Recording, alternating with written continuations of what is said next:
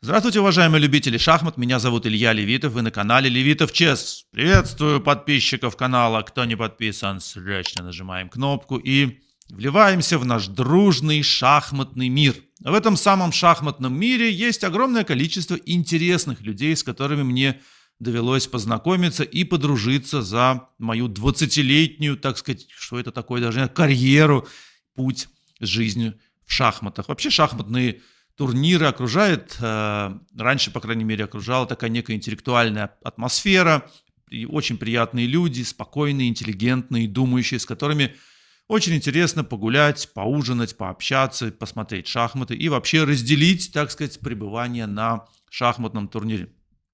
Одним из таких людей является Dirk Jan Geuzendam, с которым я познакомился не помню когда, но точно больше 10, может быть даже 15 лет назад. Мы подружились, несмотря на огромную разницу в возрасте. Dirk Jan 1957 года рождения, а я 79-го, он меня старше на 22 года. Он долгие десятилетия, более 30 лет работал главным редактором главного шахматного журнала мира New in Chess. Долгое время на английском языке это был, по сути, единственный такой большой журнал, который читали шахматисты, читали любители шахмат. Он издавался более чем в 116 странах и был некой такой настольным журналом шахматистов и всех людей, причастных к шахматному миру. Dirk Jan является свидетелем практически всех значимых шахматных событий на протяжении последних 40 лет, начиная еще с матча Карпова с Каспаровым. Всегда очень часто смотришь видео какого-то турнира в Вейканзе или где-то, и там первые 5 минут фотографирует мой друг Dirk Jan Geuzendam, или Дирк, как его называют в шахматном мире. Он брал интервью у всех живых чемпионов мира, да и неживых тоже, Ботвинника, Смыслова, освещал огромное количество турниров, матчей, писал книги, вел репортажи и так далее, и так далее. Вы не найдете шахматную точку на планете Земля, где не побывал Dirk Jan. Он был тем человеком, который поддержал меня в создании турнира Levitov Chess World, и 2 раза с первого до последнего дня Dirk Jan принимал самое живое участие в этом турнире, помогал мне с общением с гроссмейстерами, с дизайнерами и так далее, и так далее. Это действительно мой старший товарищ, человек, с которым я разделяю мировоззрение некое, то, что он говорит, мне интересно. Я его очень люблю, и давно у меня была мечта показать вам его, показать человека, которого вы, наверное, может быть, нигде больше в таком, так сказать, виде, в спокойной беседе не увидите. Это очень мудрый человек очень начитанный, человек невероятно образованный. Это один из самых интересных людей, которых я встречал в шахматном мире, и я горжусь тем, что могу называть его своим старшим товарищем. Where are you from, Dirk Jan? Where are you from? I'm from the Netherlands. I was born in the southern part of the Netherlands. That's where I went to school. And then when I went to university, when I was 18, I went to Groningen, which is in the north of the Netherlands. I mean, in fact, you cannot go further from the south to the north. There I did my studies, and after my studies, I moved to Haarlem. And from Haarlem, I went to Amsterdam and then to The Hague. Okay. And I've been living in The Hague for many years now. So you've been traveling all over the country, yeah? Yeah, I made a tour, but I think this is a good place to stay. How did you come across chess? I started to play chess when I was, I think, 10 or 11 years old. It was something, okay, your friends, they were doing that. And at the time it was the normal thing to do. Well, the normal situation was that in most households there was at least one chess book, and it was by Max Euwe. Okay. It was a very normal thing for people to have a chess book, or maybe even more. So when I said to my father that I wanted to learn chess, he says, that's a good plan, here's the book. And it was a manual by Euwe. He said that this was what I studied when I was a kid. And so I looked at that book. But it was mainly playing with your friends, and then someone had a nice trick that worked for one game. And at some point, me and 2 friends, we decided that besides football, we wanted to go to a chess club. And then we joined the chess club. Where was it? That was in the south of the Netherlands. And just a regular chess club. And we were easily the youngest members. So then I started to playing junior tournaments. But let's say, if we're talking about my chess, it's nothing special. Okay. It's... But did you have fun from the game? Did you feel like you... Oh yeah, I was totally addicted. Yeah. No, there were a couple of things that I was very, very fond of, and that was football and chess. So let's say I was a reasonable junior player. I even won the junior blitz till 18 in my province. So I wasn't a total idiot, but once you come across people who really know how to play chess, then you realize that it's just nothing. Okay. And I kept playing for many years for clubs. But you didn't want to pursue the career of chess professional, no? No, there was no indication. So it's a hobby, yeah? Yes, It absolutely. was a hobby, yeah? Yes. And what became an important aspect was when I was in university, that at some point I got interested in the history of chess as well. And I would go to The Hague, where the Royal Library had the second largest chess collection in the world. And I got friends with the librarians, and they let me do whatever I wanted. So I spent a lot of time there, copying magazines, copying books, and getting a better feel of the history of the game. So, but in the meantime, I was studying in university, and when I finished, my wish was to do something in journalism, which could be anything, could be television, radio, newspaper. Sorry, what were you studying in the university? I studied English language and literature, general literature, what in Germany they call Literaturwissenschaft. In the Anglo-Saxon countries they call it general literature, which was, well, in a way liberating, because it also allowed me to focus on French books or German books or Russian books, whatever I came across. Which was great, I mean, because I had a huge appetite for literature. I finished my studies with a lot of pleasure. Well, in fact, the only choice you had then was either you pursue an academic career or you become a teacher. And both didn't appeal to me. I wanted to do something more fancy. My luck, in fact, was that when I finished my studies, that the economic situation in the Netherlands was dramatic. There was an awful lot of unemployment, and it was very difficult to find something. And most jobs that I applied to, I was one of 500 or something. Yeah? Yeah, it was really... what year it was? It was 83 or something, and 84. No, late 84. And then at some point somebody drew my attention to the fact that there was this new project, New in Chess, that started as there was a huge publishing company, Elsevier. They had a database system, and they were looking for ways to use that database system.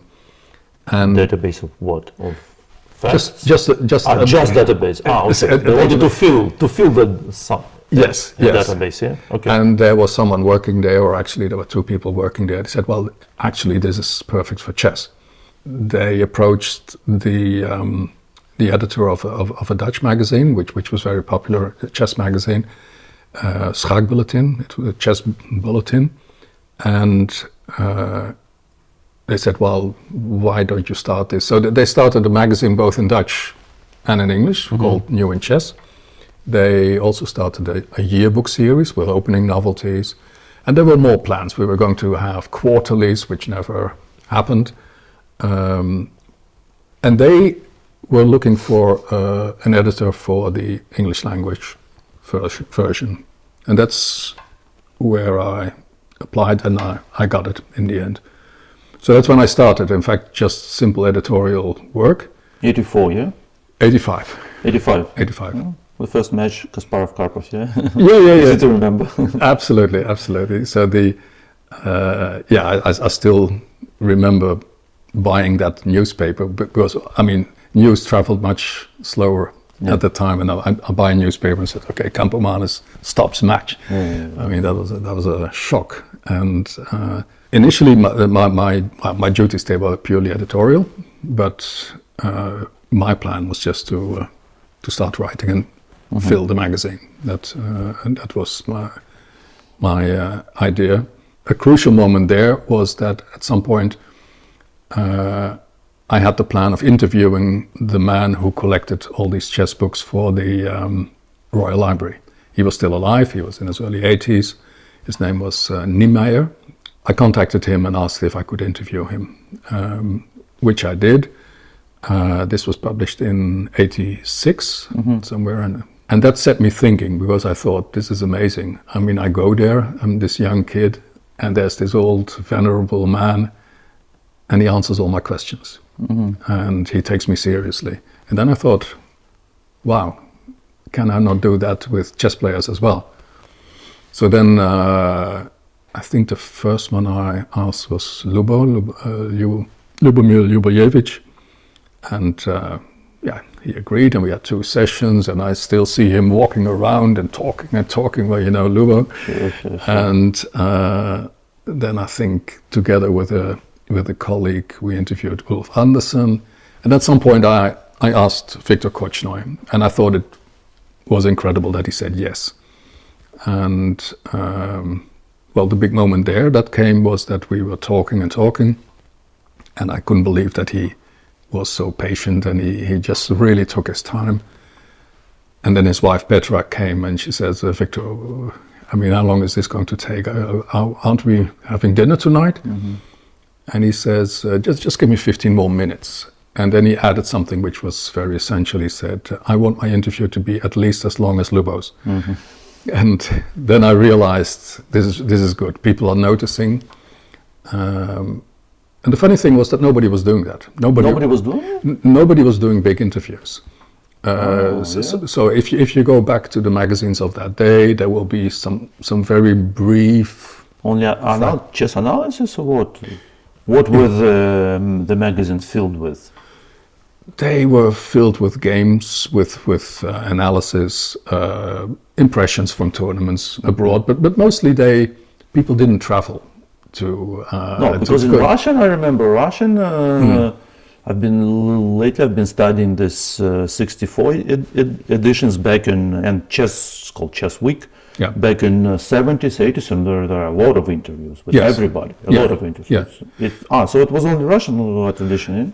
In fact, well, let's say if you go back to old issues of Chess Live, or then you will find some interviews, but let's say that the level was not very. It was all very predictable questions. Nothing probing or whatever. So what I tried to do was to go deeper into things. Okay. And I remember for instance, when I was interviewing Smyslov, then at some point you could see that he was enjoying this so much that somebody showed interest in other things of his life, in his religious belief, and he clearly was not used to that. So when at some point I said, okay, thank you very much, that was it, and he said, really? He was simply disappointed because he said I was enjoying it so much. So in that sense, it let's say interviews with a broader scope, they were unusual. Interesting. What impression did Smyslov make on you? Well, what year was it? He was already... Yeah, he was old then, and it he was... Gena tells funny stories about him. He was so naive. He was believing in everything he heard, and I think, let's say, as a source, of course, Gena's stories in this are much more valuable, but because he spent so much time with him. For me, it was just okay. I got 1 hour or 90 minutes to talk to him, and I talked through an interpreter at the time. But sometimes you can get a lot more in 1 hour than in 2 months straight with a person, no? Yeah, well, During the interviews, did you feel at some point that that you feel the person, that you understand what his character, his... Well, in that sense, Smyslov is not a very good example for me. I mean, I just wanted to mention it as an example of that, that he was not used to this kind of questions. Yeah, sometimes, well, you discover surprising things with people, but well, I wasn't sure if he was ready to speak about religion, because that was something that he had to be silent about for so many years. Yeah. And he happily spoke about that, about child. But he was silent probably because of the Soviet Union rules and everything. Yes. Anti-religious state, so he was probably afraid of. Yes.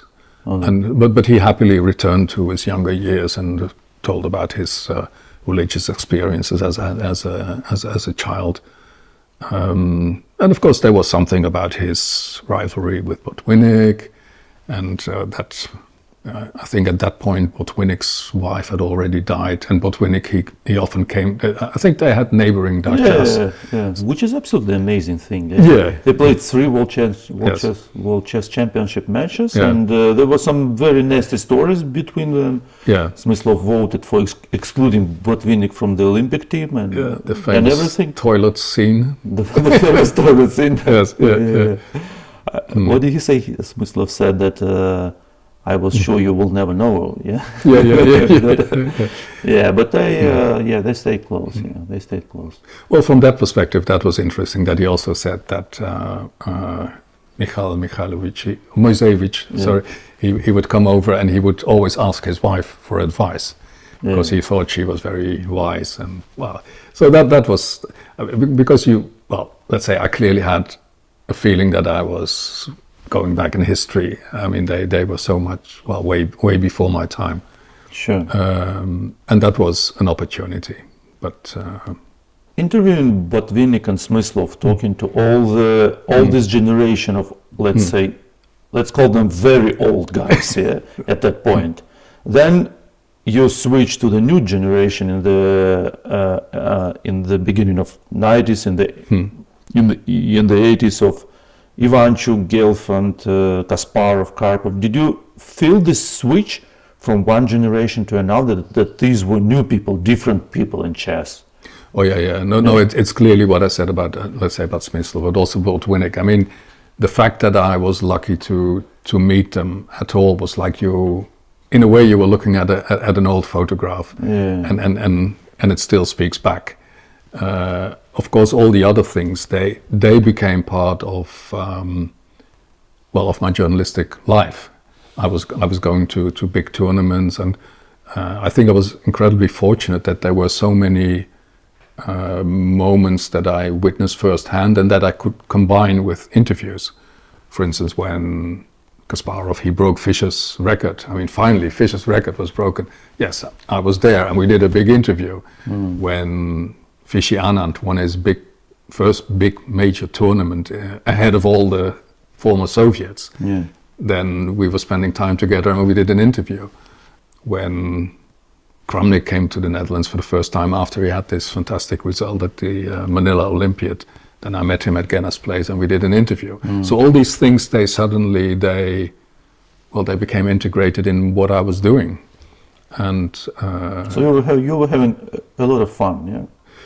I thought I mean, your work was really, you enjoyed it immensely. Yeah, just imagine. I mean, there's a sport that you enjoy immensely, and you get front row seat, and you can talk to them whatever you want, knowing stories from hearsay. I mean, you get them straight from the horse's mouth, which, at first it's slightly overwhelming that you think, okay, what's happening? At some point, it becomes normal. And you begin to understand that this is a situation that you can use. That because in the end you're a journalist and you want to have a good journalistic product. Sure. So, but the circumstances were very favorable because of the work that I was doing, going there, asking them for annotated games. They thinking the other day how incredible it was when Karpov won Linares 1994, one of the biggest tournament results in history. And he was so happy that he won that, and rightfully so, because let's say the 1 year earlier it was Kasparov who totally dominated Linares, and there was this huge rivalry between them at that point, which definitely, well, which lasted for years. And then he has this result. He scores 11 out of 13, but he wants to show this to the world, which is where I'm happy to help. Yeah, sure. So we did an interview immediately after that, and not only I didn't only use it for New in Chess, but I also sent it to a Dutch newspaper, and they had it on front page. It was really a big thing then. But then, just imagine that I'm speaking to Karpov at the closing ceremony, and I say, "Well, can you annotate some of your games for us?" And he doesn't say yes or no. He says, "How many do you want?" And I say, I thought, okay, I shouldn't over ask. So I said, 3? Yeah. When do you want them? And I say, well, I hope you can do them in the coming 2 weeks. I say, when? And he says, when are you leaving? I said, no, I'm leaving very early in the morning. I think I have a bus at 7 or a train at 7. I said, and he says, no, that's okay. So he's just won the biggest tournament in his life, and there's the closing ceremony. And at some point, I go to sleep around midnight because I have to get up at 5. Yeah. So. And suddenly, I hear something. Somebody is slipping something underneath my door, and I get up, and it's an envelope, and it's the first game that he's annotated. Yeah. Okay. There and then.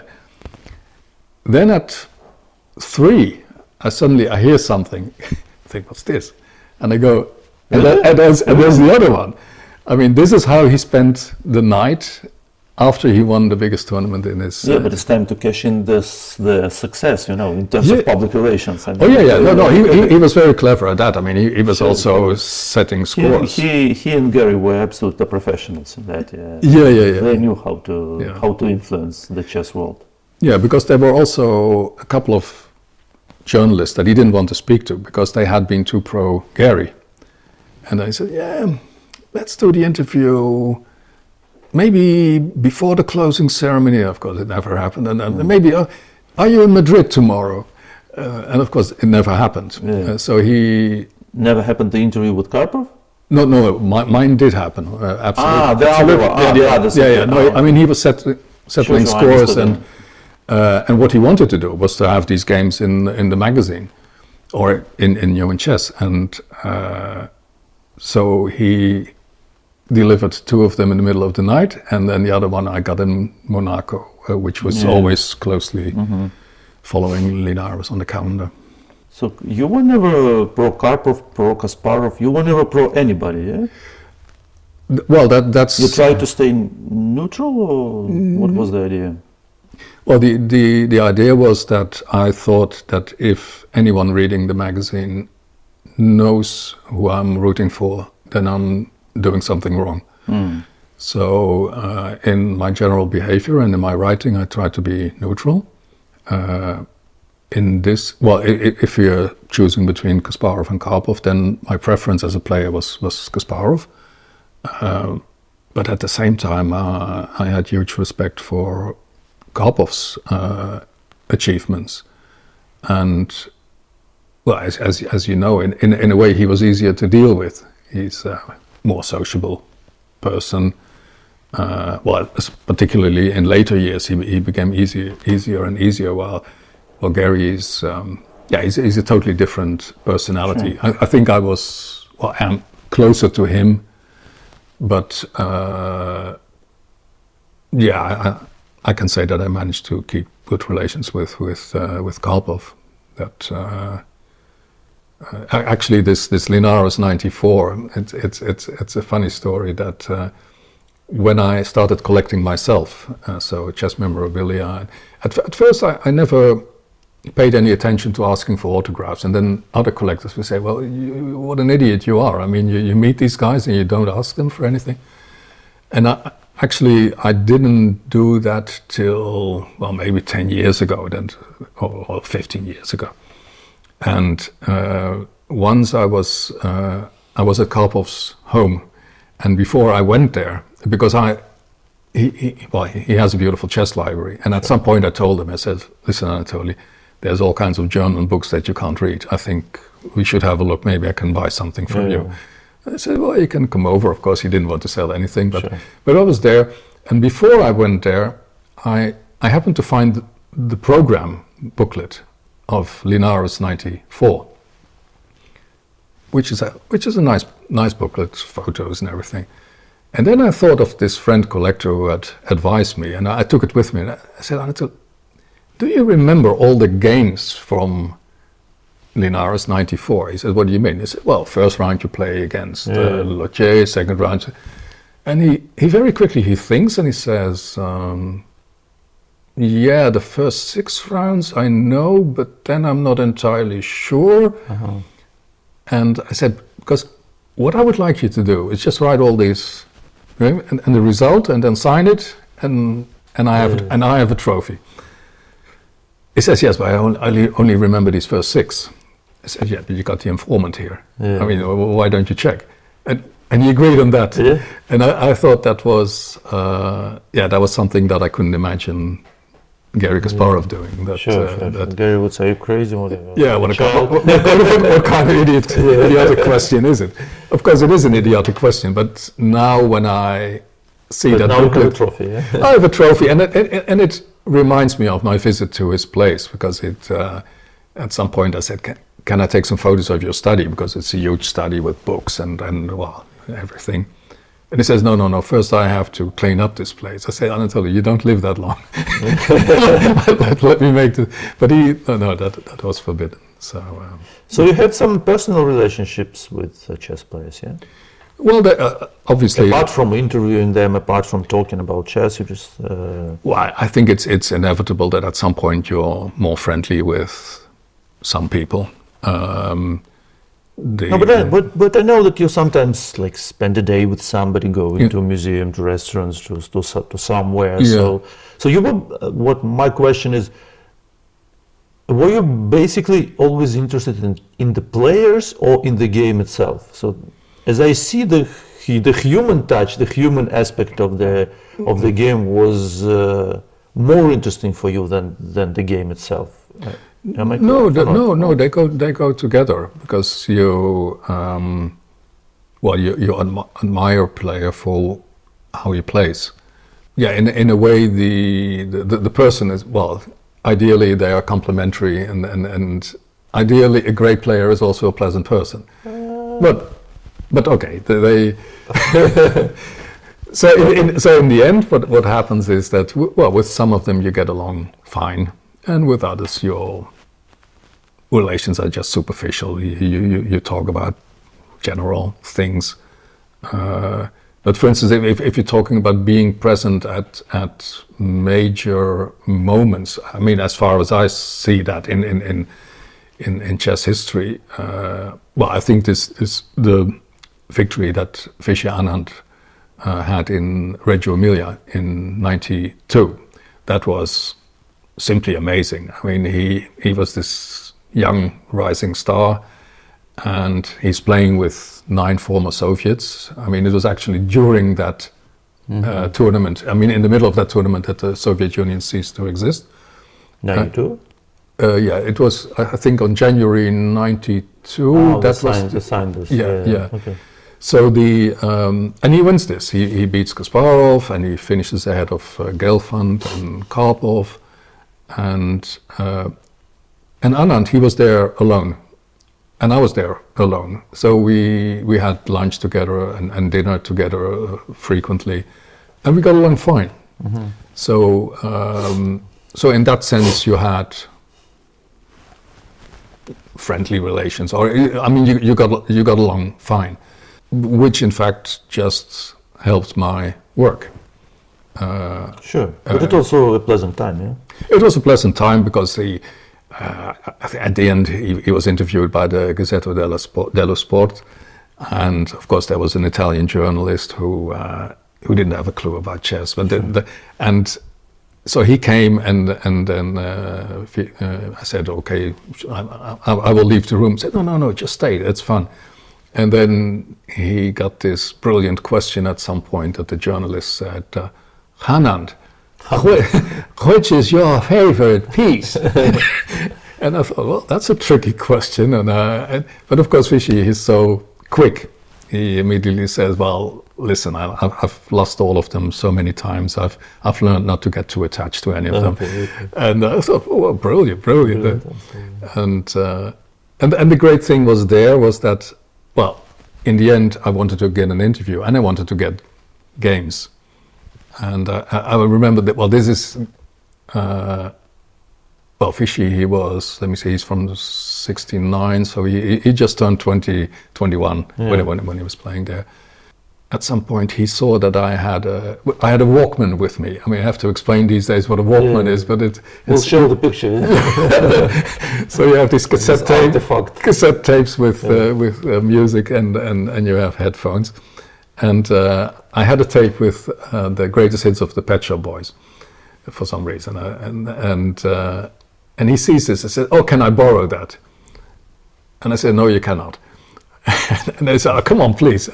I want to listen to that." And then I said, "You know what? You can borrow it, but for every hour that you borrow it, I get a game." What do you mean?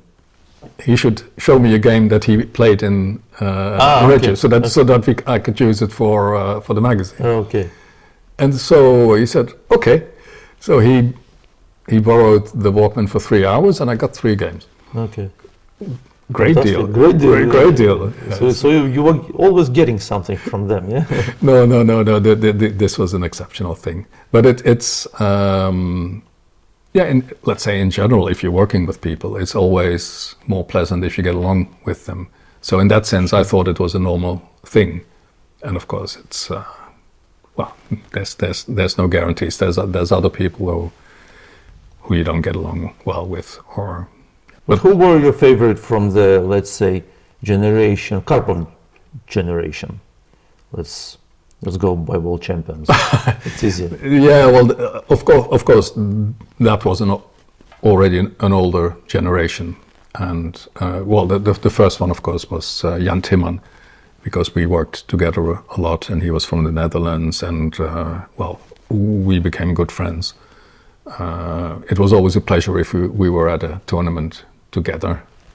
He was still active player. Oh yeah. In the end of the 80s, beginning of 90s. No, he was at his peak. I mean, when I think one of the first tournament reports that I had to edit was Tasco 85, where he won the Interzonal, and Jan was brilliant. And well, he won this Imopar trophy where he beat Kasparov in the final. And there were many results. He was playing in the World Championship cycle. Well, he even played a World Championship match when there was this split. Let's say World Championship match. Yeah. Something. Yeah. It's something. Yeah. And he's a legend, yeah, of course, here. Yes. And a very special person. I mean, we are still friends to this day, and. With Jan, I mean, he's not only a terribly gifted player, but also someone with broad interests in all kinds of their literature, art. So it was common for the players of that generation to have many interests apart from chess, apart from their work. Yeah, literature, movies. No, I think I see it like yeah. But I think on the whole, that's the story that they try to tell you. Really? In the old days, it was better. No, it was different. It was better. Maybe it's not better, but it was different. Yeah, that there was a bigger emphasis. The players were different. Yeah, they were reading books. They were well, I'm not sure. At some point, I was discussing this with. No, come on, guys like Portish or I don't know. No, I'm not sure. I'm not so sure. Lajos Portish read that many books. Yeah, not Lajos Portish. Maybe let me think of somebody. who was the professor? Well, let's say Larson. Larson. Larson. It was. There was an abundance of stories, and there were many things that he was interested in, and also Soviet players. They were quite well educated. Tal, I don't know. Sure, but I think most of the next generation as well, that they kept reading books and listening to music. I'm not going to name them, but I could name several people from Karpov's generation that I don't think had any cultural luggage at all. Sure. And so I don't see a big difference there. Of course, there were a couple of those towering personalities, like you had Donner in the Netherlands. He had a huge impact on chess literature in our country, and also when his book was translated. Larson, the strong opinions, and so that probably played a role. But I would say if you look at the next generation, I think someone like Ivanchuk, I think he has read so much, and he's really very well read, and in fact it's a pity that he doesn't speak more often about it. I don't think that it was better than so it's pretty much the same, yeah? You didn't feel this, at that point, maybe you remember, did you feel like something changed, that in the beginning of 90s, that new generation came? Like, how did the chess world feel? How did you feel about that? You could say that, in fact, I belonged to the new generation then. Yes. So I was looking at the old generation, and then I saw the new ones coming. And of course, getting along with them was much more natural.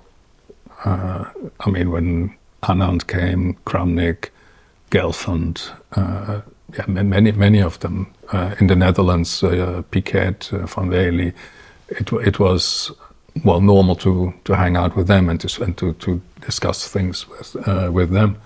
And the funny thing was that people that I played against when I was a junior in a Simmel, that suddenly I was meeting them and we were talking about all kinds of everything. But of course they were the previous generation, but still active, and some of them still very successful.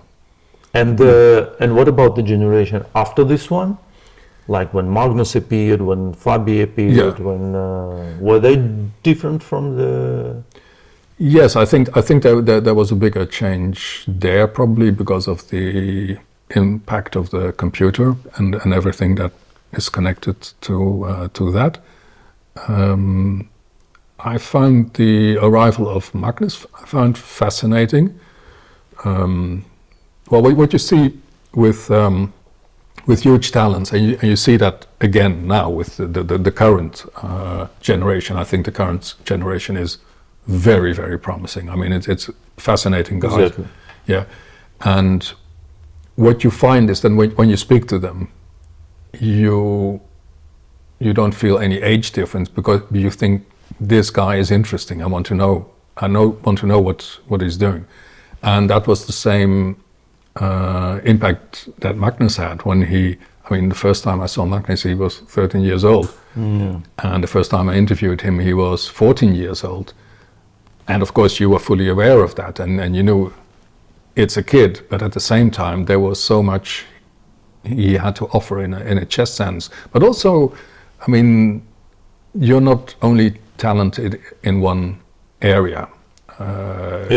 It's at some point you, probably not exactly when he was 14, but when he was 16, 17, then you wanted to hear what he thought about things, because that could be an original take on something. They think, I didn't think about that, because it's a special mind. And I can now feel it when you speak to youngsters like Gukesh, or last week I had an interview with Abdusatorov, and it's not that you think, okay, I'm doing my duty, this has to be done. No, you want to know. Think, okay, so what do you think about this or that? And they tell you something. Think, that's interesting. So do you think that there is some line of not line that the chess players from 80s and the chess players from 2024, they basically there is something very similar. So it's not that there is a big change, that a huge leap somewhere. Well, it's both. It's let's say chess as we see it now, the way it is developing is I think the changes of the past couple of years, they have been pretty drastic. I mean, there's entirely new forms of chess, but at the same time, there's it's the same what you see with all kinds of cultural exploits. That there is a basis somewhere that people. I mean, if you're interested in music, it's, let's say, it's impossible that you say, well, I don't care shit about Bach or Mozart. I mean, sure. That's, of course, you want to know. And I think what you see with the youngsters is that they still, there's still an inclination to see classical chess as the real thing, even if they know that they were betraying the art of classical chess very often, and they do so with a lot of pleasure. But there's this. I'm surprised how many youngsters that I interviewed in the past years that they keep saying, "Well, in the end, that's the real test." Classical chess. Classical, yeah. Even if they know that it's becoming less important and that, in a way, it's under threat. So that there's this, maybe this general feeling that there is of what. I mean, we want to play blitz. We want to play rapid. We want to play what.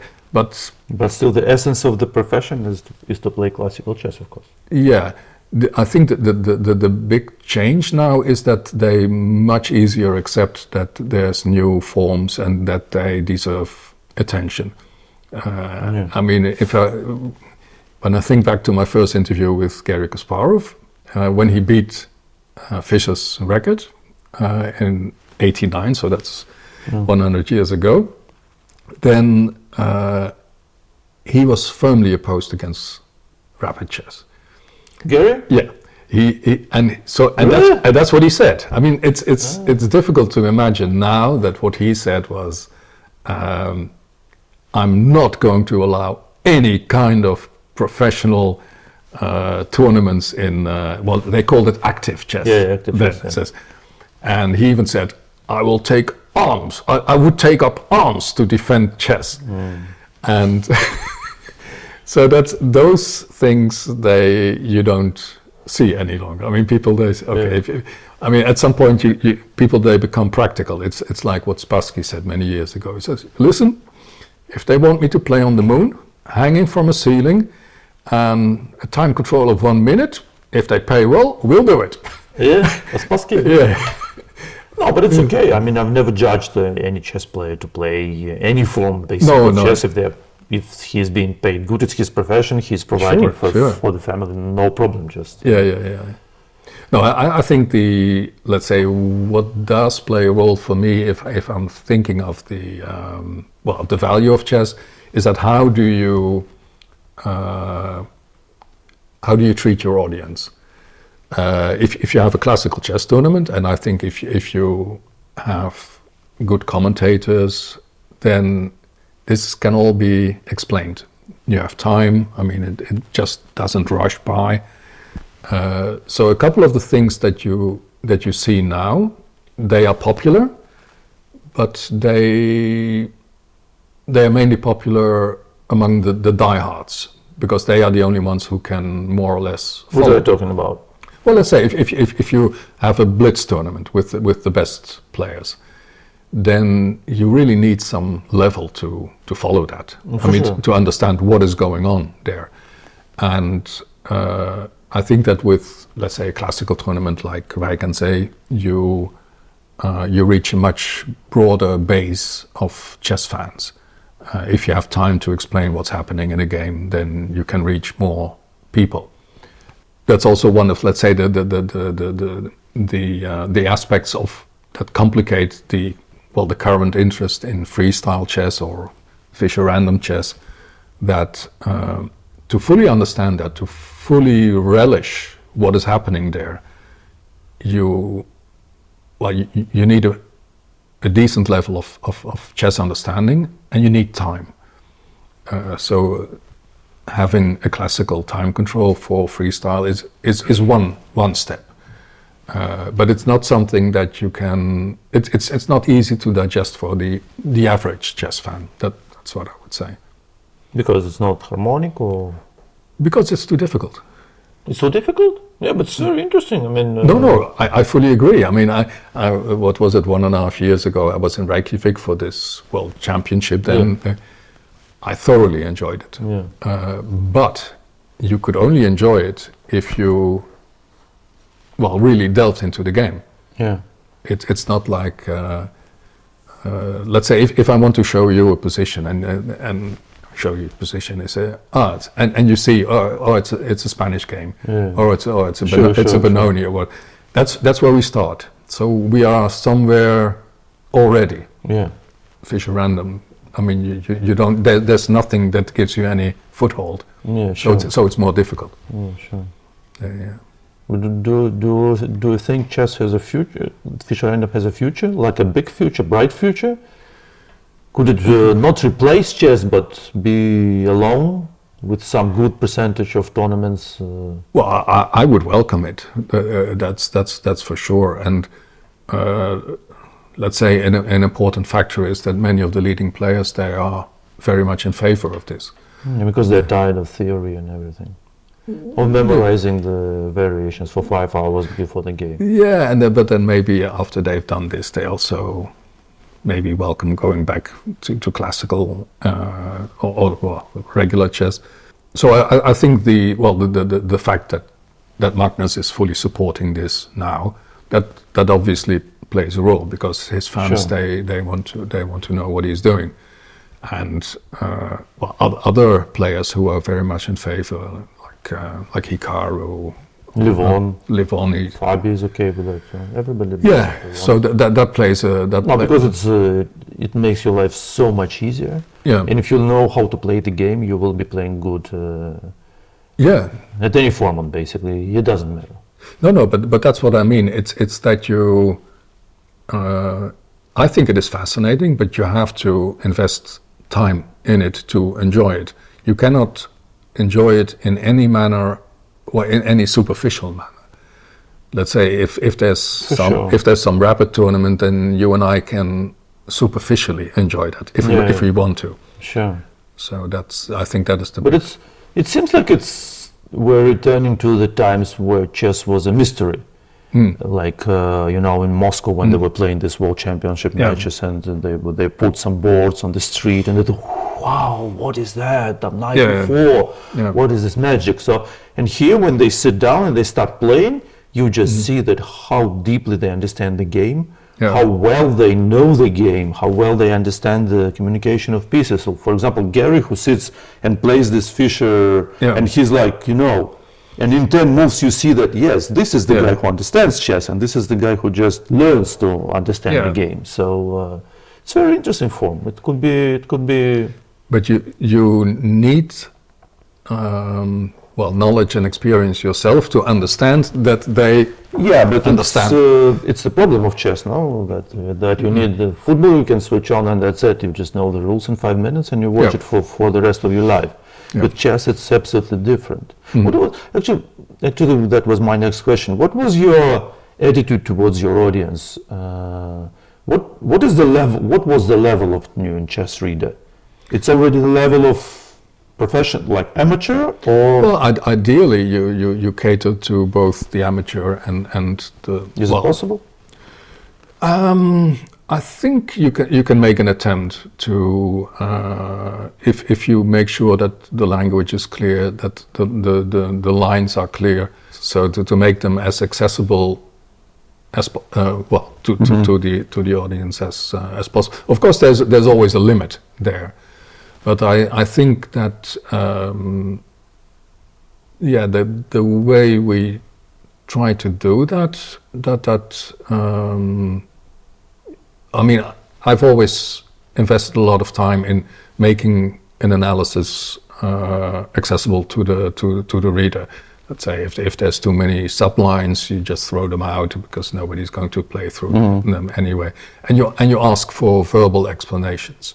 Please explain what's really going on. And of course, you can never fully do that. It's clear. It's a very difficult game, but I think you can open doors for the reader.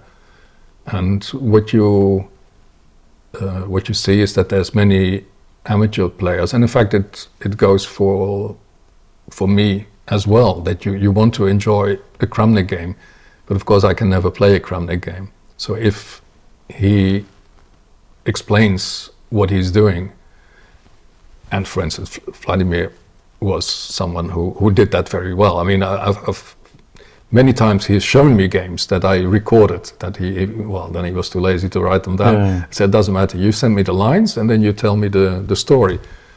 And I'm following it and suddenly you understand chess, yeah. Yes, of course I cannot reproduce it. He does, yes. Yeah, but the way he explains that in a crystal clear manner, that is fascinating. Yeah, I agree. So. I agree. It's his apart from many other advantages, this is his like nature ability. He just sees the essence of the position, and he knows how to explain this essence. And once you see it, it seems so simple. I mean, why do they call this game hard? I mean, it's the simplest game in the world. Knight goes here, bishop goes here, and that's it. You win a game.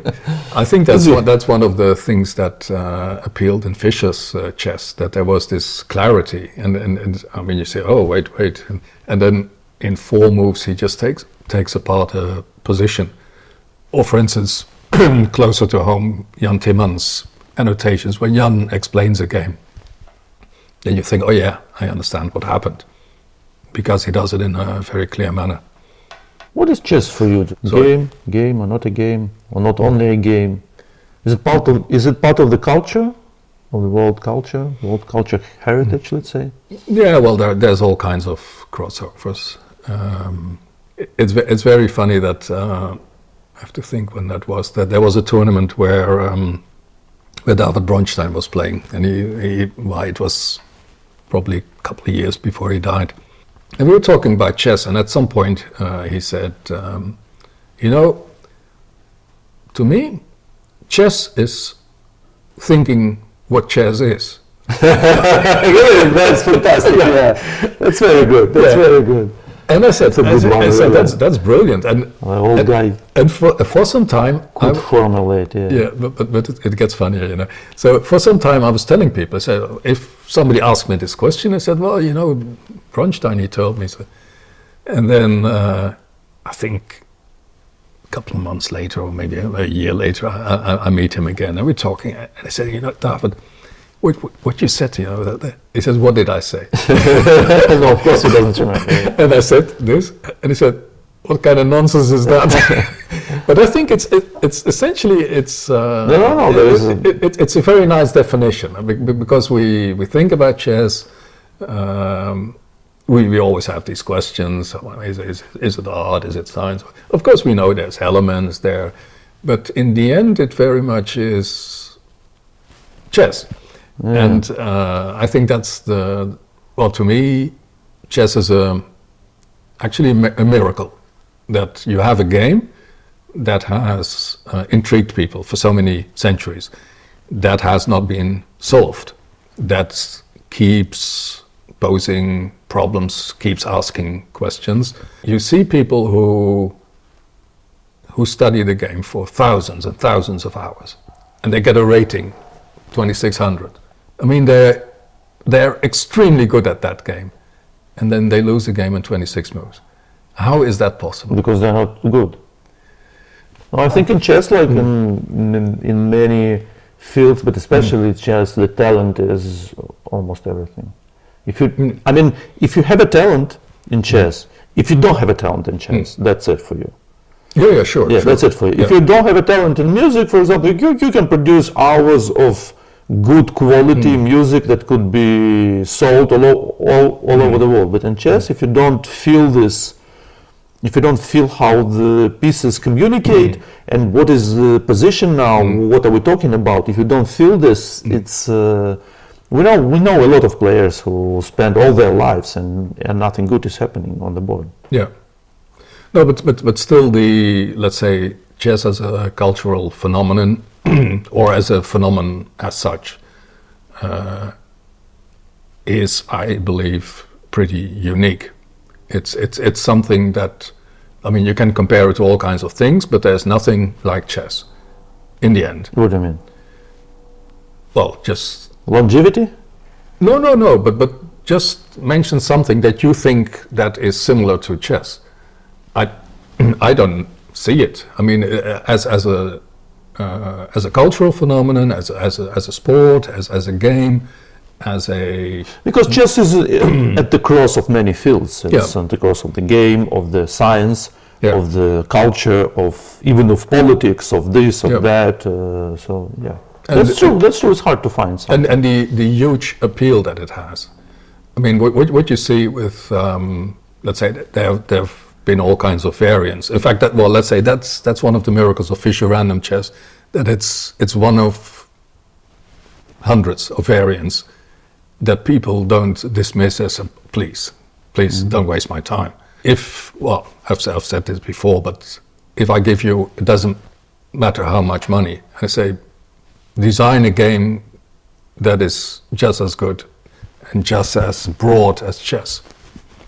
No, there are a lot of games, I just don't play them, let's say Hearthstone or something, but I don't know what I'm talking about now. I only saw Peter Svidler playing it, so my knowledge is there. But chess has this, let's say, cultural flair, smell. How do you say it? So we all think chess is part of the world culture. That's what I think. Chess is some separate thing, separate brick in the wall of culture, and that's very important. If you take this one, just basically a very, very hard game, which nobody understands. Basically, like almost nobody understands, because if you play chess, if you're a player, you understand what's going on. If you're not, I mean, no new in chess will help you. But that's another aspect of chess. It's very much a language, and it's a language that. That has all the aspects of what a language has. That it helps you socially. It's one more aspect of chess that if you're a chess player, then you can travel anywhere in the world and you will find someone who wants to talk to you, because he will also play chess or shoot. For sure. It's a very, very universal thing. Yeah. I remember when I was a kid and I went on holidays with my parents. I was bored stiff. I mean, I thought it was, those were the weeks that I feared. Oh my God, I'm not with my friends. I'm not with everything that I want to do all the time. They take me to some stupid place where beautiful nature and there's nothing to do. And then my father said, shall I take you to the chess club here? I said, oh, that sounds good. So we go to the chess club. I'm 16 years old. The place is full of older people. And we play. And I meet friends. I mean, they may be 60 or 70 years old, but we're talking. And they say, are you coming back next week? And that's chess as well. You visited like 1,000 tournaments. I don't know. When you watch the games, do you root for somebody? Do you sit in the playing hall like with your heart beating that what is going on in this end game? Or has it with years, has it become like cold-blooded work, let's say? Well, I think it would be totally exhausting if you followed just like that. In fact, it's sometimes it happens that you get dragged into a game, and that's a nice feeling that you have the real true excitement. But on the whole, I would advise against that. I mean, in my role, because suppose I have to write something in the evening about that game or those games, then you'd be dead the moment you start writing. So in general, I learned that it doesn't make too much sense for me to root for someone. In fact, what I sometimes would do is, if I have to write for a newspaper, then you think, okay, what would be the best results today for my story? Because I have a plan, and then you hope for that. But at the same time, you guard against that, because you know that if things go wrong, just let them do what they want to do. I mean, that's the easiest. Okay.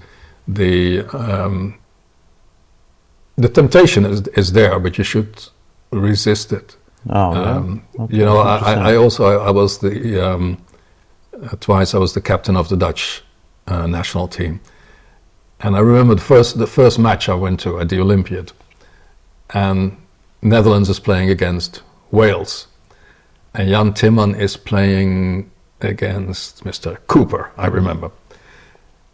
And my first impulse was to think, I have to follow all games to know what's going on, because the player may come with a question. I mean, can I make a draw or whatever? And I'm following Jan's game, and at some point I think, he wins a pawn, great. And then I say, oh, no, wait, it doesn't win a pawn at all. Actually, it loses a piece. And I'm standing behind him, and then Jan's hand goes to that win of a pawn, which is not a win of a pawn. And I think, oh my God. And then he goes back, because he also sees that it's and that evening I was totally exhausted, and I thought, okay, this is what we should not do. Not to attach too much. Yeah? No, of course, let's say if I was in a tournament where Jan was playing, then of course I would always hope that Jan would do well. Actually, I had that same feeling with Kasparov, with Carlsen for many years, because it's a very nice aspect of the game that you choose one player, you think, okay, that's how it should be. So let's say particularly the years of Magnus leading up to him become world champion, then there is all this excitement of he's going up, and he's going to, and of course I was absolutely convinced that he was going to be the world champion. And that is fun to follow. Then it is also fun to root for someone. But it's more following with enthusiasm. I mean, I'm not devastated if somebody doesn't win a game. I mean, that. But were there situations when you were so excited to see what's going on, like maybe some tournament, some match, some game, something that's you like, you know, you dived into like that? Do you remember any moments like this that was like special chess moments? Well, many special chess moments. Let me just name one. It was the day that Gary quit chess. Was totally unexpected, yeah? Yes, so it's the end of the tournament, and I'm also writing a newspaper article, and I've got everything finished, and I think in half an hour from now I will have dinner with a nice glass of wine. And then somebody next to me says, there's a press conference. I say, who? Well, Kasparov. But we already had some sort of short, yeah, looks like it's about something different. And I think, what's this? And then I go down, and I see there's something happening, and then let's say the excitement starts, because at that point I realize, okay, this huge player he's quitting chess, and I can throw away my story, and I have to write a recap of his career. I have to write something big. So that switch, that's the adrenaline, that you think, okay, that's gone. I'm not going to have dinner. I'm going to talk to as many people as possible. I assumed that my newspaper, that they would give me all the space that I wanted. I started writing till I was working for an evening newspaper, so my deadline was at a bit later than noon the next day. I worked on the article till 4 in the morning, then I slept for 4 hours. I called the newspaper, and they said, are you working on it? I said, yes. How much space do I have? Say, well, we can even give you some more. And then I worked like a maniac till 12, and then it was done, and it was front page and one entire page inside. That's the kick. I mean, that's fully diving into a game. Yeah, but that's fully diving into your work. Yes, but it's connected to. For sure. I think let's say if you have to report on a football match, it doesn't help that you're totally rooting for one side. No, of course not. Because it takes away all your energy. No, my question was what I wanted to know is that how do you see chess? How do you look at the game still? I mean, you've been visiting the tournament since when? Since 80? I think 88 was my first big tournament. Yeah, 88. Yeah. So no, long time ago. It's like this. Yeah, it's both, Ilya. It's you try to get an objective impression of what's going on, but at the same time you try to enjoy it. Because it's much more fun if you enjoy it. For sure. So you're looking for. But you always enjoyed chess tournaments, huh? Well, there can be boring chess tournaments where there's little happening. I mean, that's why I'm pretty enthusiastic at the moment, because last week I was in Prague, and then, you feel the atmosphere, Yeah, Kukesh is playing, Prague is playing, Alessandro was playing, Keimer is playing, guys, Parham. I mean, they cannot play boring chess, and in fact, I think if you're talking about the really old generation, when people talking about the glory days, I mean, the first big Tilburg tournaments, I mean, the number of draws, it was just appalling. Exactly.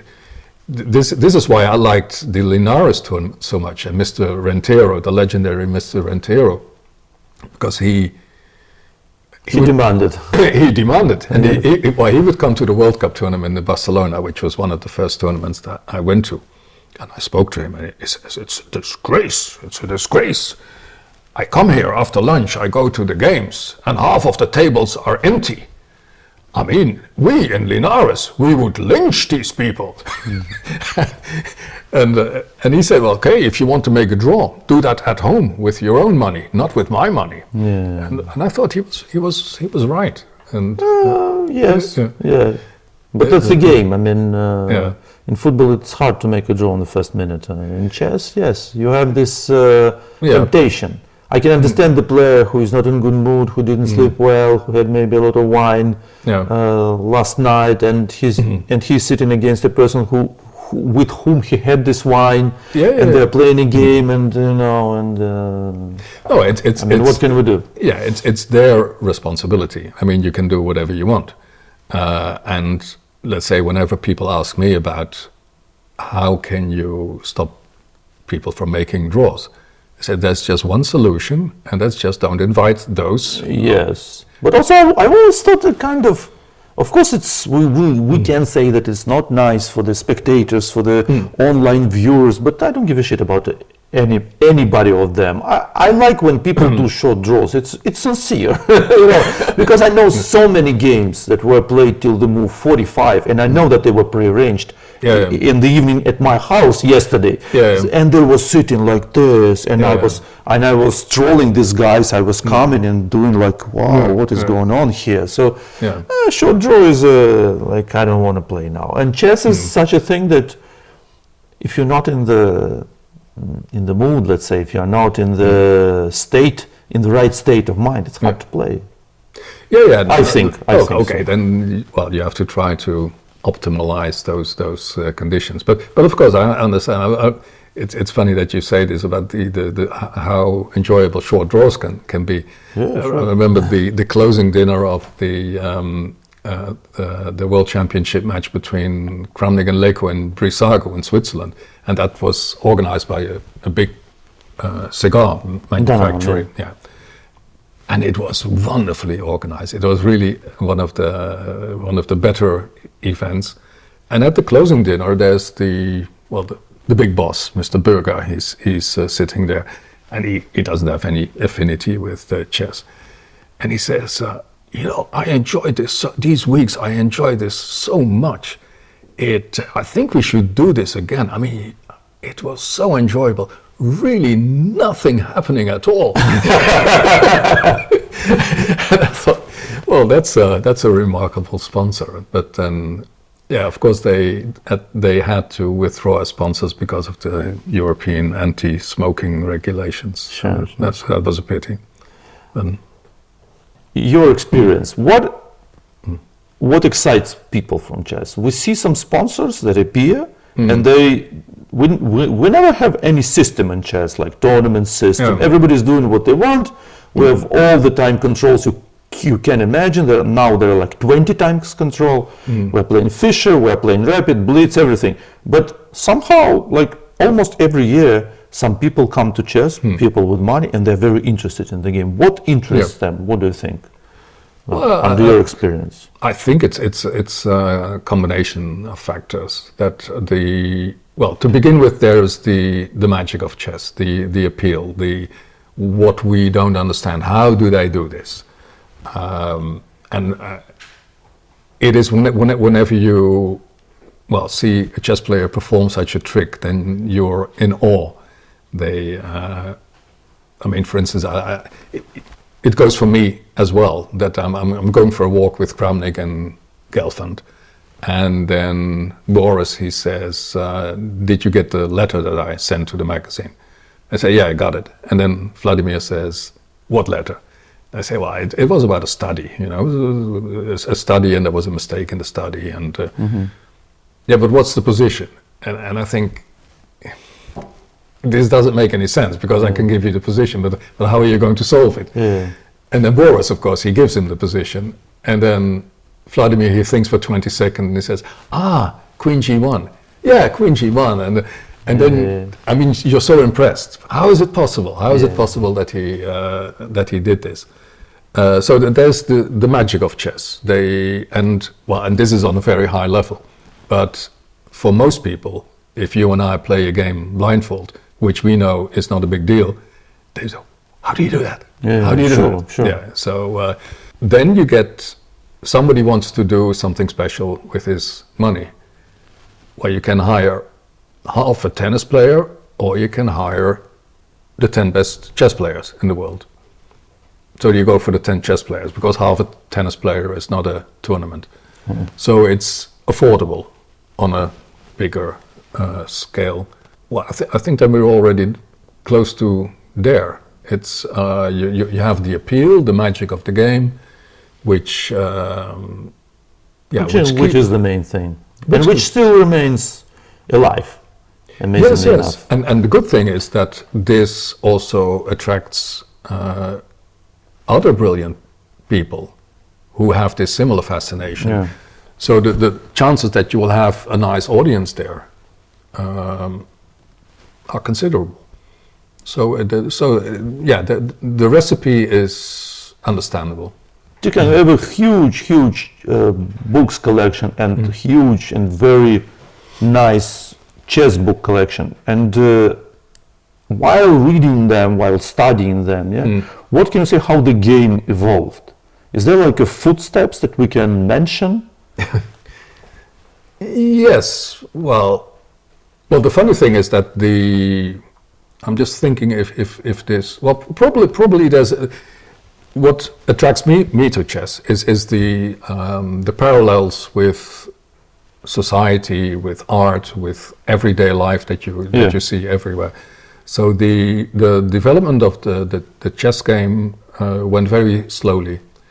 In fact, in the first couple of centuries, progress was very slow. What centuries are we talking about? Well, let's say if you start from 1500, well, maybe you should start 100 years later, actually 1600, and you get the first books.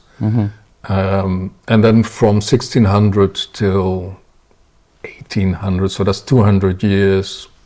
Okay, then not much is happening. Yeah? No, okay, you got Philidor, who made a huge improvement. Then the Italians, Lolli, and Del Rio, Ponciani. And then, let's say in 1800, it's still on a pretty low level. Then you got one century where there's, in fact, quite big leaps with Anderson, Morphy, and at the end Steinitz. And then it starts speeding up. Then we get the moderns, the ultra moderns, and then the modern giants like Aljochin, Capablanca, and the scientification with Botwinnik. But still, then probably Kasparov. That was Fischer and Kasparov, or Fischer's generation, because of course at that time, let's say people like Spassky and Geller. I mean, those were giants as well. But now, but it's something that went slowly, and then suddenly it picks up speed. And now the thing with chess is that so far it has always amazed us. That you thought, okay, now that was it. What's the next step? And now with AI, there is a next step. There is a next step, and there will be more next steps, for sure. That's what you would think, or you would not think. But in general, chess has. I mean, that's part of the miracle that I'm speaking about. Why I think that chess is a miracle. How can you make a game that develops alongside all the other developments? I mean, what is it? I don't know. But apparently there is something there. I forgot who it was. But isn't there someone who at some point says, well, the secret of the game of chess is the difference between the knight and the bishop or something? And, something very difficult, and maybe mathematically it can be defended, I don't know. But there's something there. But no, for sure, for sure. There's a secret. Yeah. There's a mystery. Yes. Yeah. And things like AI, they go deep. They put the next level up, but still you feel like there are levels. There are still positions that we don't understand, that the computer doesn't understand. Yeah. That's still a lot to do, a lot to think about. Yeah, and well, what we wonder about now is that let's say Garry Kasparov, he took chess to another level. I mean, that was, in fact, for that time it was futuristic chess. But we could understand it. I mean, you're sitting in the press room in Linares or in Wijk aan Zee, and you look at it and say, okay, it's because of that. And that is not so certain. I mean, how many people will understand why a move that is AI generated is that great? Yeah. Because it needs much deeper explanation. Sure. And it's clear that people like Magnus, okay, they can understand. But I don't know to what extent the average player will be able to understand that. With things like AI, computers, programs, everything, the online chess is booming now. There are millions of people playing, and we have all kinds of stories. What was your experience with online chess? How do you see online chess? Is it the same game, or it's a different world that you're not particularly interested in, or you are interested in? What's your perception? Well, to begin with, it's also chess. So it's, in essence, it's wonderful. But then we have the stumble blocks that, I mean, probably every day I play a couple of games online. Oh, so you're an active chess player? Well, it's just, No, you're an active chess player. Okay, so I don't play, so I'm not a player. You're a player. But it's just, I don't know, 3-4 games, just 3-0. And I like that. But at the same time, I immediately run into the problematic side of online. That most opponents, they are very badly behaved. It's very rare that somebody resigns. They just go away. Yeah. And for me, that's very difficult to understand. I mean, it's about nothing. We don't know each other. Why don't you simply resign? Why do you behave like a total? And and then with, let's say, with online competitions, you get to this point. I mean, I would feel very uncomfortable if I had the feeling that maybe I'm not just playing an opponent, but an opponent who is doing all kinds of things. Advanced opponent. Yeah. I would find that so ridiculous. I think I was discussing this with Jan Timman some time ago. I said it's something that has developed in our modern day. That certain things that we thought normal, they are no longer normal. I mean, I can assure you, not because I'm such a great person, but if I was to play a match with you and you're out of the room and I accidentally touch a piece, or I intend to move a piece, and then I realize, oh shit, this drops a piece, I will make that move. Yeah, sure. For me, it would be unimaginable that I would trick you there. Yeah.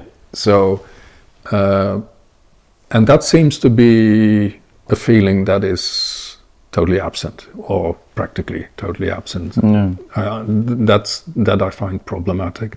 But of course, on the whole, it's a blessing. I mean, But do you feel the game is in danger because of cheating, like Vladimir does? No, I think.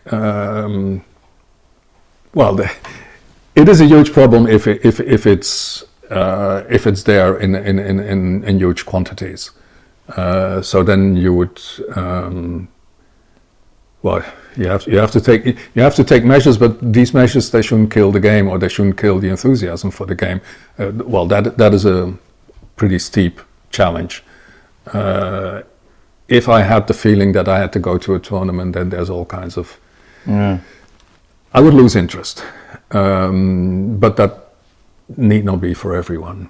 I mean, for me, these old-fashioned things like decent behavior, sportsmanship, they are very important. I think it's one of the things that make a game like chess great, that you have this. Of course. Or let's say any sport. Like snooker, how they behave, how they dressed, how they present themselves. It's nice to watch, and it gives a game much more attention and respect from the world. Yeah, so I think any kind of civilized behavior I would defend, because it makes any place a better place. And if that's largely absent in a sport or a competition, then you face real problems. So whether chess is in danger, I don't know. It's what you can see is that in most of the major tournaments, that there still is trust among the players, which I find very important. But it's clear that if you go to a lower level, then that trust is very often absent or in doubt. So that that's worrying. I don't think I can do much about it. But it is disheartening. And let's say after I've watched 2 long interviews about cheating, then my first impulse is not, let's go and play chess. let's go and read something or whatever. So, and in fact, I want to have that impulse. Let's play a game of chess, because it's a great game, always. I mean, that's what I've said many times. If there's a moment that I don't feel like chess, or I'm not in the mood for that, it's my problem. It's not the game. The game is fine. Always has been. It's a wonderful game, and so in that sense, it is something that is worth defending. And I would, I would very much regret if it became something where the number of security checks is just idiotic, and that there's this. I don't think we can avoid that. It's unavoidable, probably, because the computers are so strong and they're so easy to get. You just don't need even a smartphone; just need a small headphone and you're fine. So No, so that is very regrettable. I mean, you know, these, well, the game of bridge. You had these Italian world champions, and then they were caught out. And it's so, if you go to a bridge tournament now, professional, then they're sitting there. I mean, they're shielded off. It kills the game. It kills the game. Yes, I think the social aspect of chess has always been very important to me, because it's. I mean, every chess player knows if we start a game and we've never met, then we first start to talk through the moves. I mean, I play a move, you play a defense, and say, oh, it's that kind of guy. You know? And then at some point you start to learn. Yes. Who is in front of you? Yeah, after a couple of games, you know somebody better. No, for sure. Yeah, absolutely. Yeah, absolutely. It's the best way to find out something about a person. Yeah. Important social tool. Yeah. So I'm still very much in favor of chess, and I hope it will survive, because it's given me an awful lot of pleasure and still does. And I think for any kid, I mean, you can see, it's one of the nicest. Well, it's probably the nicest game you can. Is it still popular here in Netherlands? Because Netherlands is like a homeland of chess. I mean, there were so many tournaments, so many chess activities here, like Wijkens, Tilburg, I mean, name it. It's Amsterdam tournaments, everything. Yeah, well, you know that popularity of chess is always related to the same. It's you. Well, you have a star. Like in Norway now, it's booming because of Magnus, not because of the game. Here we had Max Ober had an enormous influence. I mean, for generations. And then the successes of Jan Timman. I mean, everyone knew Jan Timman. Yeah. So let's say the current popularity of Anish Giri in the Netherlands is maybe also because of the number of suppose he would play for the world title, that would make, of course, that makes a huge. That would change everything. So what we followed Jan Timman for all these years was, okay, he's in the world championship cycle. That was very important, and major newspapers, they would send correspondents to his tournaments or to his matches. So that played a huge role. That is less now. And then very often it's just a matter of chance. If somebody in a leading company likes chess and he says, why don't we organize a chess tournament, or why don't we organize a volleyball tournament? It's as simple as that. I think we've been very lucky that there were a couple of people in the Netherlands who were very fond of chess, and either they pushed their companies to support that, or they did it themselves, like Van Joop van Oostrom in Monaco and in Nice. He just loved chess, and so that's what we're going to do. He also loved billiards, so that's what they also did. So you were part of the organization in Monaco, yeah? Yes. First I worked this amazing series of tournaments. Yeah, first I worked as press officer, and then I became the tournament director for the last 3 editions, I think, which was great because it's. It was a beautiful event. That's one of the places where I first met you. Yeah. That was an inspiration. Yeah. Also, I like the atmosphere. In chess tournaments, everything is about the atmosphere, because the atmosphere there was creative. They were working, but still everything was light, easy, and everybody was so happy to be there, and just to be there. I mean, this was a miracle of chess for everybody to be in such a nice place. I mean, with all the accommodation and everything. So. Oh, but I think it's one of the things that was particular there, but which also was the case in your tournaments. I mean, it's clear that you were inspired by that. Yeah, sure. Because let's say Joop van Oostrom, he didn't ask anything back from the players. I mean, they were not supposed to. Oh, okay, you have to come here and we spoil you. But that was a good thing. Yeah. So it's it was very much about the atmosphere. And okay, let's do that. But actually, they were playing very well. I mean, the quality of the games in Monaco is much better than the quality in any other rapid tournament. Yeah. throughout the years they were showing some brilliant chess. Yeah. Well, also in the blindfold. The quality of the blindfold games are just amazing. Just amazing. Yeah, I think there's this one. Well, there's many, but I think one game that Kramnik won against Topalov. I mean, it was just. In classical chess. Yeah, it's a famous game. With side of the working, with side of the board, it would be a classical game, and of course, I mean, you often hear chess players say that it doesn't make any difference if I see the board or not. But when Vladimir tells me, then I believe him. Yeah, no difference. For him, no difference, absolutely. That's also his natural. Yeah. He's a very gifted person, in some fields. In some fields. Yeah. No, and that's, well, let's say when you're talking about things that I couldn't believe that it would be part of my life as a chess fan, then it's, of course, I mean, where you're sitting now, Vladimir was sitting on the day that he quit chess. And for me, that was such a weird thing, because we had agreed he was going to give a simul here in The Hague, and then he said, but first I want to see some Rembrandts. I said, okay, then first we go see Rembrandts. Then he arrives and he walks into my apartment and he shows me his phone and he says, what do you think? Is this more or less right? And I have no idea what it's about. And it's his press release that he quits chess. I said, oh my God, I just said that. And I thought it was such a remarkable moment, because I quite soon realized that what is fascinating now is that he's sitting there, and what's going to happen with his phone now? Who's going to send him messages? What do you mean? Well, he sends out that press release. So while being here. Yeah, he sends out that press release, and then.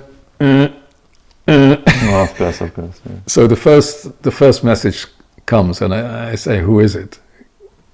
Your guess. And I thought it was touching. Anand? Right. Oh, I'll see. Yeah. But that's a wonderful. They have an amazing relationship. Yeah, but that's a wonderful historical detail. And, I mean, just. Sure. So that's and well, let's say things like that. They've made this whole adventure so enjoyable. That's special. Mm-hmm. What are the plans now? Just doing something. Right. I've started a podcast now with New in Chess, and I think there's still books that have to be written. There's still many people who have to be interviewed. So my interest and passion is still there. So that's what amazes me. Do you sometimes feel, or sometimes felt, during all these years, like disconnected from the chess world? That something is going on, but you're either not interested or... Oh, but that doesn't work, you know. But it happened. It happens, no? Yeah, but not then... with you, yeah? You're a lucky guy. But you can see that's what happens with people in general, that they suddenly disconnect from society, which is always a bad plan. I mean, this is your society. This is what you should be part of. This is what you should be interested in. So this is my work, which is also connected to other interests. I mean, I'm very much interested in art, in music. It all comes together. So, in fact, if the moment you start losing parts of that, then you start losing parts of yourself. And you're doing yourself a big disservice. Because you're going to think things about the chess world that are not true. It's what sometimes I run into people who I met in the chess world years ago. They said, well, you know, these days it's different. It's different. It's not interesting anymore. Stupid, yeah. You know, it used to be great, but you know, they're all stupid. Yeah. And because they don't have any clue what's going on. They don't know the new players. They don't know what's going on. So it's always it's a sign of incompetence if you fully lose interest of something that once stole your heart. So I think that's your own responsibility to keep that going. It's very easy at some point to think, okay, let's just sit in this chair. The sun is it's really wonderful.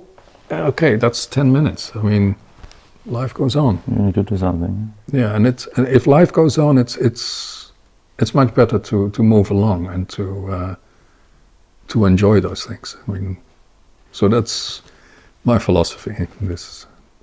To be a little bit, let's say, morally and inside discipline. Yeah. So you keep like a discipline to read, to write, to be, to go. Yeah, but also to be convinced that what you're doing is interesting. I mean, do you think that Picasso at some point thought, what are we going to do today? No, he knows what he's going to do, what he's always been doing. And why wouldn't he? I mean, if I go to an exhibition and I think, well, this is a lame exhibition, then what I mostly tell myself, if a lot of people are enthusiastic about an exhibition and I go there and I think, I don't think it's not, then I think, okay, you have to go a second time, because if your opinion differs so much from, so then you go a second time, and if it's still lousy, then it's probably lousy. So, but give it a chance. And if I look at, well, as I said, I'm really delighted with the young talents at the moment and the games that they are playing. It's, you go to a tournament where these guys play and chances that nothing is happening. I mean, it's just not possible. Very interesting. I have to think about that. Well, and of course I don't watch chess all the time. I mean, it's sure. Nobody does. No, except for chess players. They watch chess all the time. Yeah, or they think chess all the time. They also watch the games all the time. Yeah. Oh, but there's still a couple of other things to watch as well. Sure. Yeah.